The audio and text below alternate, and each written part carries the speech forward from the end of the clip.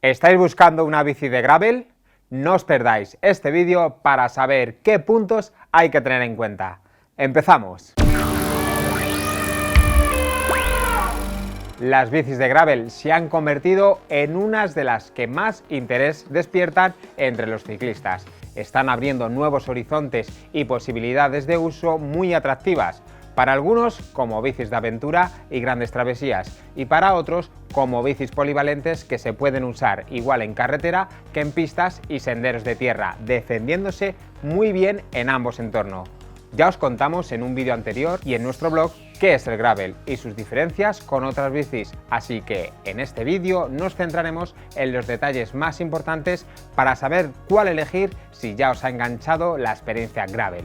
Pero antes de empezar, conviene tener claro el uso que le vais a dar, porque una bici de gravel no sustituye a una MTB si vais a pedalear por zonas técnicas de montaña, ni llega al rendimiento de una bici de carretera si lo que vais a hacer es rodar solo por asfalto. El valor añadido de las gravel es su polivalencia para mezclar todo tipo de uso, pero tiene las limitaciones de no ser una bici completamente especializada.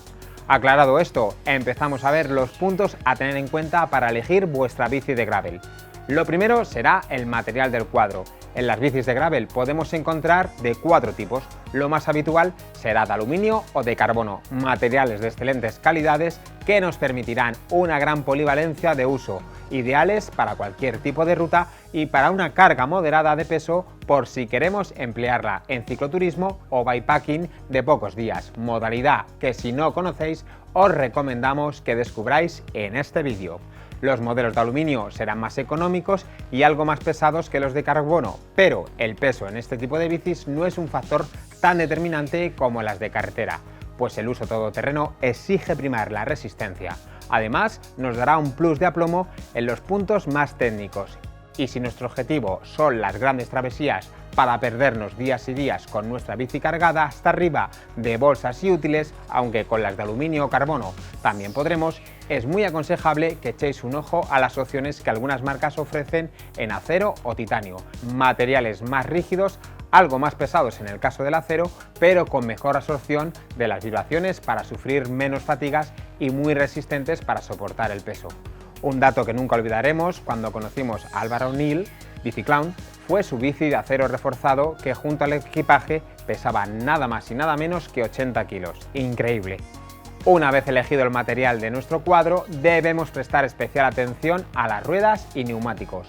Tendremos opciones con diámetros de 650B y 700. Las de 650B serán bicis más ágiles y reactivas para rutas cortas donde primemos más la técnica. Sin embargo, las ruedas de 700 son la opción más polivalente para el uso habitual de estas bicis, sobre todo en rutas de larga distancia.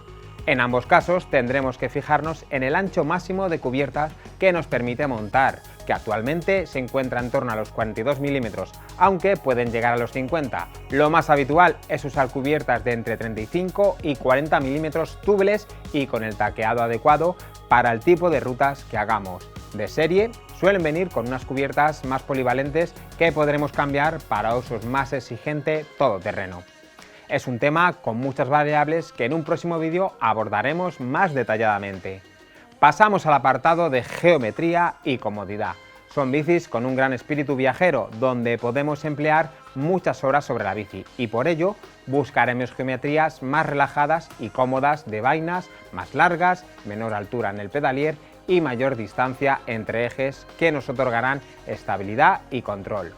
Para mejorar más aún esta ergonomía, muchas marcas optan por soluciones de amortiguación o flexibilidad en sus tubos.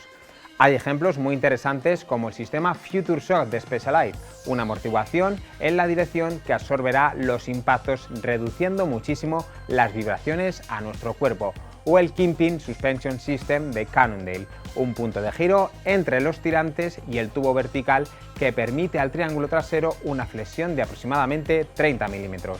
También encontraremos horquillas con suspensión como la Fox AX de 40 milímetros de recorrido o la Lefty Oliver de Cannondale de 30 milímetros. Aunque salvo en algún modelo de Cannondale Toston, no es un tipo de horquilla que encontremos de serie, sería una elección a posteriori.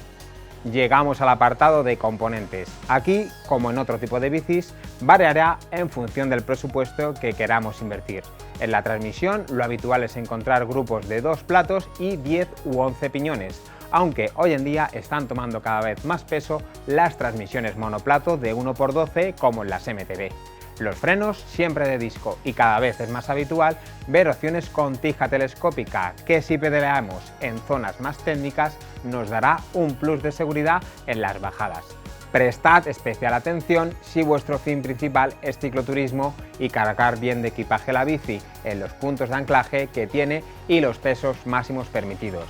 Y para terminar, recordaros también que existe la opción de gravel eléctrico. Las principales marcas ofrecen en sus catálogos e-bikes de gravel con asistencia eléctrica, una opción muy interesante para las rutas de larga distancia, donde este apoyo nos permitirá cubrir más kilómetros. Echad un ojo a este artículo de nuestro blog, donde ampliamos la información sobre este tipo de bicis.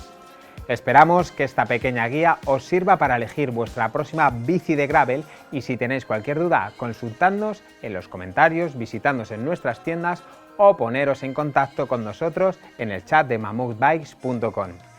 Y ahora, como no podía ser de otra manera, nos despedimos con un gran chiste, que dice: oye tío, ¿tú cuando te jubiles qué te gustaría hacer? Dice: yo irme a una isla desierta. ¿Y a ti? A mí también. Joder, ya empezamos a llenarla. Muchas gracias a todos, no olvidéis suscribiros y activar la campanita y hasta el próximo vídeo.